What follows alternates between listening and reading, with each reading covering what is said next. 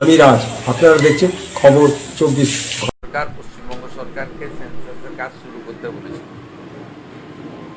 কিন্তু যে কোনো কারণে বিগত সরকার সেটা টাইমলি শুরু করেনি।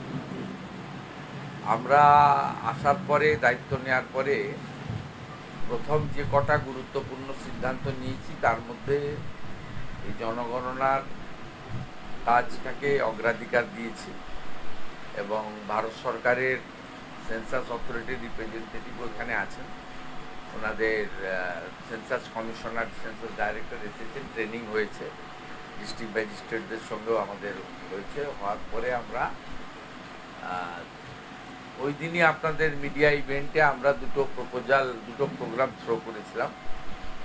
একটা হচ্ছে 1 তারিখ থেকে 15 তারিখ আপনার যেটা আপনার সেলফ এনুমেরেশন, স্বঘোষণা, এটা করা। তারপরে 16ই আগস্ট থেকে 14ই সেপ্টেম্বর পর্যন্ত ইন্ডিভিজুয়াল যে জনগণনা, হাউস টু হাউস, এই দুটো প্রোগ্রাম আজকে লঞ্চ হলো এবং সেন্সাস অথরিটি যারা আছেন এখানকার তারা গভর্নরকে, আমাকে এবং যারা কনস্টিটিউশনাল ফাংশনারিজ আছে তাদেরকে অ্যাপ্রোচ করেছিলেন যাতে আমরা একটা ইভেন্ট করে, ছোট্ট ইভেন্ট করে এটাকে করি, যাতে পাবলিকের মধ্যে, জনগণের মধ্যে এটা একটা মেসেজ যায়। তা অনারেবল গভর্নর সাহেব সম্ভবত দিল্লিতে আছেন, ওখানে রেসিডেন্ট কমিশনার ওনাকে করাচ্ছেন। আর এখানে টেম্পোরারি সিএম হাউস যেটা হয়েছে, ওল্ড ইরিগেশন বাংলো, এখান থেকে আমি আমাদের সেন্সাস অথরিটি অফ ইন্ডিয়ার এই বেঙ্গলের যারা অফিসার আছেন তারা এবং স্টেট গভর্নমেন্টের under the leadership of the home secretary Shrimati Sanghamitra Ghosh এবং সাউথ 24 পরগনা, তার district magistrate, she is the census director এই জেলার, তার উপস্থিতিতে এখানে নীতিনজি আছেন, তাদের সকলের উপস্থিতিতে আমি এটা করলাম। এবারে সেন্সাসের দুটো জিনিস, একটা হচ্ছে সেলফ এনুমারেশন, আরেকটা হচ্ছে ডিজিটাল। এটা বিগত আদমশুমারিতে হয়নি, এটা 16তম আদমশুমারি। যাদের নাম এখনো পর্যন্ত এই নির্বাচন কমিশনের যারা লিস্টে আছে, যারা এখনো চূড়ান্ত হয়নি, যে প্রায় 25-30, তারা কি এই সেন্সাসের মধ্যে আসতে পারবে? এটাও গাইডলাইন ক্লিয়ার আছে, আন্ডার কনসিডারেশন আছে, কিন্তু আপনাদের মনে হয় প্রথমত এএসডি তো আপনারা জানেন, তাদের তো প্রায় 60 লাখের কাছাকাছি যারা মৃত বা ইত্যাদি, তারা কোনো ক্লেম করেনি। সেকেন্ড হচ্ছে অ্যাডজুডিকেট যারা হয়েছিল তাদের মধ্যে কিছু নাম অল্প স্বল্প ভোটের আগে উঠেছে সুপ্রিম কোর্টের ডাইরেকশন অনুযায়ী।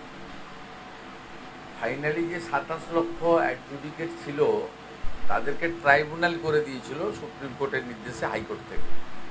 সেই ট্রাইব্যুনালে, সোফার মাই নলেজ, একদম রেডি ডাটা আমার হাতে নেই, তো আমি যেহেতু অ্যাডমিনিস্ট্রেটিভ চিফ আমাকে সব খবর রাখতে হয়, তা 7 লক্ষ আপিল করেছে, 20 লক্ষ নট রেসপন্ডেড। তাদের ক্ষেত্রে কি ব্যাপার আছে আমি বলতে পারবো না, এটা দেখতে হবে। তারা নিজেরাই ভোটার হিসেবে দাবি করেনি, এবারে নাগরিক হিসেবে দাবি করবে কিনা সেটা তো যখন আমাদের এই সেলফ এনুমেরেশন অথবা হাউস টু হাউস যখন আমাদের লোকেরা যাবে, এটা যখন ফিরে আসবে তখন আমরা অ্যাসেস করে বলতে পারব। এখনই এটা নিয়ে আমার মনে হয় কোনো কনক্লুশনে না আসাই ঠিক হবে। গ্রামে থাকেন, একদম সুন্দরবনের প্রান্তিক মানুষ যারা এই সমালোচনা করতে পারছেন না, তাদের বাড়িতে লোক যাবে, এটা আসলে আমাদের বিপুল সংখ্যক সরকারি কর্মচারী, আধা সরকারি কর্মচারী, ভলেন্টিয়ার, দে আর অলরেডি ট্রেন্ড এবং তারা শপথ নিয়েছে। তারা এই কনস্টিটিউশনাল যে রেসপন্সিবিলিটি, আদমশুমারি একটা সাংবিধানিক দায়িত্বের মধ্যে পড়ে, দায়িত্ব আমি যেমন পালন করছি, একেবারে নিচে বাড়ি বাড়ি যিনি যাবেন তিনিও সেই দায়িত্ব পালন করবেন, উনি করিয়ে নিয়ে আসবেন, অসুবিধা হবে না। दादा, आज से जो शुरू हुआ है सेंसस की प्रक्रिया, इस प्रक्रिया के दौरान राज्य सरकार ने कोई सा मैकेनिज्म या सिस्टम रखा है जहां पर जो लोग रजिस्टर करेंगे उनके क्रेडेंशियल देखिए, राज्य सरकार अलग से कुछ नहीं करेगा। सेंसस अथॉरिटी ऑफ इंडिया का जो गाइडलाइन है, जो डायरेक्शन है, उसको अमल करना राज्य सरकार का फर्ज बनता है। It's a constitutional responsibility. We are performing it as per the direction and guideline frame by the census authority of India. ये पूरा देश में हो रहा है, नॉट ओनली वेस्ट बंगाल, इसलिए वेस्ट बंगाल सरकार अलग से कुछ नहीं करेगा। আর একটা সেটা হচ্ছে আপনি বলার সময় বলছিলেন যে উন্নয়নের সঙ্গে এটা একটা যুক্ত, মানে এই সেন্সাসের সাথে উন্নয়নের সম্পর্কটা কোথায়, মানে কিভাবে, মানে এই যে ভাগ হওয়া আপনি নাগরিক হলেই তো উন্নয়নের সুযোগ পাবেন। আপনি যদি দেশের নাগরিক না হন, আপনি সোশ্যাল ওয়েলফেয়ার স্কিম থেকে শুরু করে আপনি সব কিছুই, এমপ্লয়মেন্ট থেকে শুরু করে ভ্যাকসিনেশন থেকে শুরু করে, তো ভারতবর্ষে তো নাগরিকদের জন্যই দায়বদ্ধতা কেন্দ্র এবং রাজ্য সরকারের। তাই একটা পরিচ্ছন্ন আদমশুমারি অর্থাৎ নাগরিক তালিকা এলে সরকারেরও পক্ষে কার জন্য কী বিষয় দরকার সেটা পেয়ে যাবে। এবারের ফর্মে আপনি দেখবেন ইন ডিটেলস রয়েছে, যেটা আগের আদমশুমারিগুলোতে অতটা ডিটেলস ছিল না।